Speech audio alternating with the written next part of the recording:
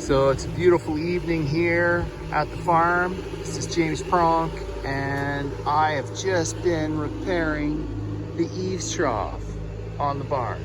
So I gotta go down that end, do a little bit more repairs, but yeah, once I'm done there, I'm gonna start fixing up some of the boards here.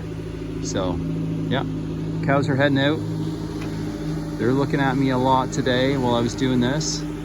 They were very interested in what I was doing. So everyone have a good night and wonderful day, and take care.